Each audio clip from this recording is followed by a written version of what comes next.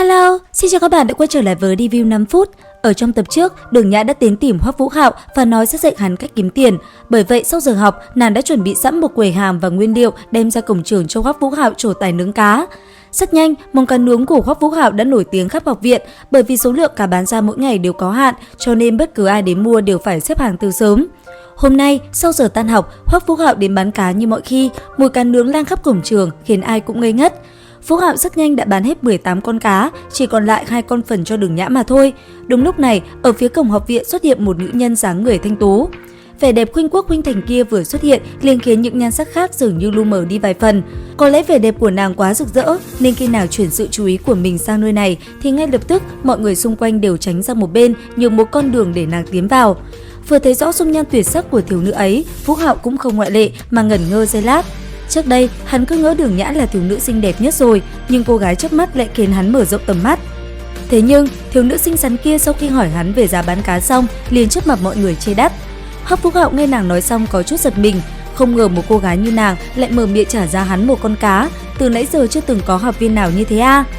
Thật xin lỗi, cá nướng của ta giá quy định sẽ không đổi, hơn nữa hôm nay đã bán hết rồi. Hoắc Vũ Hạo bình thản nói, giá cá này là Đường Nhã bảo hắn bán như thế, hắn sẽ không dễ dàng thay đổi. Huống chi khoản thu nhập này rất quan trọng với hắn, trừ mọi chi phí cũng vừa đủ dùng mà thôi. Thiếu nữ xinh đẹp lặng người một chút rồi nói với vẻ áy náy, thực xin lỗi, ta chỉ tính toán sơ sơ một chút thôi, nếu sau này có cơ hội ta sẽ ghé quầy của ngươi nếm thử. Nàng nói xong liền quay người rời đi. Đúng lúc này, một giọng nói vô cùng mạnh mẽ vang lên, tên nhóc kia, ngươi dám không bán à? Ngay sau đó, một luồng sáng màu vàng kim vù một cái bay đến quầy hàng của Hoắc Vũ Hạo. Bàn tay kia tuy rất nhanh chụp đến 2 con cá nướng, nhưng Hoắc Vũ Hạo nhờ tinh thần tham chắc nên hoàn toàn có thể biết trước được mọi chuyện. Hắn lập tức nhanh tay cầm 2 con cá lên, lùi về sau vài bước. Đây là phần hắn cắt lại cho Đường Nhã, làm sao để người khác dễ dàng lấy đi được. Thanh niên kia hiển nhiên vô cùng tức giận. Ở ngoại viện, hắn là một trong những đệ tử xuất sắc, hơn nữa cũng là một thiếu niên si tình. Chuyện từ Tam Thạch đương phương đệ nhất mỹ nhân học viện sang Nam Nam, không một ai không biết. Bởi vậy lúc này, mọi người đều biết vì nữ nhân kia, gã có thể làm bất cứ chuyện gì. Ngay khi Từ Tam Thạch chuẩn bị động thủ thì từ trong đám đông 2 thanh âm đồng thời vang lên. Dừng tay, người muốn gì? Người lên tiếng đầu tiên là một thiếu nữ tuyệt sắc, vẻ mặt nàng lúc này vô cùng tức giận, thân thể nhanh như chớp vọt đến tung một chưởng vào người Từ Tam Thạch. Thân thể hai người cùng chấn động lui về phía sau, không ai chiếm ưu thế và dĩ nhiên người vừa ra tay chính là Đường Nhã, còn thanh âm còn lại chính là Bối Bối. Lúc này, Bối Bối tiến lại gần thản nhiên lên tiếng. Từ Tam Thạch, ngươi khi dễ tiểu sư đệ của ta, sự việc hôm nay ngươi phải giải thích rõ ràng, nếu không chúng ta đến khu đấu hồn phân thắng bại.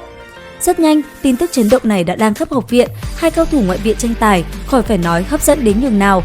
Đường Nhã trên tay vừa gặm cá nướng, vừa kéo theo Hoắc Vũ Hạo đi đến đấu hồn tràng. Khi bọn họ đến nơi, đã có rất nhiều người xếp hàng trước đó. Sau khi cả hai đi đến chỗ ngồi gần nhất với sàn đấu, thì bất ngờ gặp Vương Đông cũng đến xem. Hoắc Vũ Hạo lập tức mở miệng giới thiệu đơn giản. Tiểu Nhã lão sư, đây là Vương Đông, bạn cùng phòng của đệ.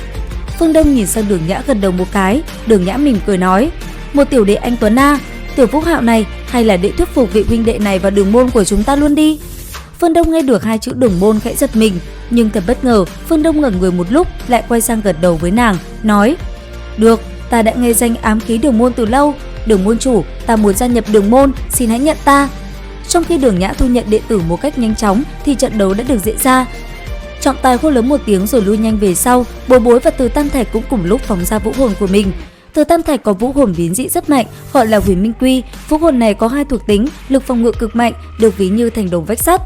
Đối diện, lôi điện bầu lan từ từ tập trung về phía cánh tay phải của Bối Bối, lam điện lượn lờ xung quanh, vũ hồn lam điện phách vương long đã được phóng thích ra. Sau một hồi đấu qua đá lại, không ai chiếm được ưu thế, thì nhân lúc Bối Bối di chuyển lại gần khán đài chỗ Đường Nhã đang ngồi, thì nàng lập tức ra lệnh cho Vũ Hạo sử dụng tinh thần tham chắc cộng hưởng lên người Bối Bối. Có kỹ năng thần kỳ của Hoắc Vũ Hạo, Bối Bối đã lập tức nắm bắt cơ hội và giành chiến thắng trong sự ngỡ ngàng của Từ Tam Thạch. Thế nhưng trận đấu kết thúc cũng là lúc Hoắc Vũ Hạo ngã xuống, Vương Đông vội đỡ lấy hắn. Mặc dù Vũ Hạo không nói, nhưng hắn ở gần như vậy liền phát hiện trong những phút cuối trận đấu, vũ hồn bản thể của Hoắc Vũ Hạo đã sáng lên. Hiện tại không nghĩ nhiều được nữa, cả hai vội đưa Hoắc Vũ Hạo về ký túc xá nghỉ ngơi. Đến đây thì cũng hết tập 6 Đấu La Đại Lục 2. Xin chào và hẹn gặp lại các bạn ở những video tiếp theo.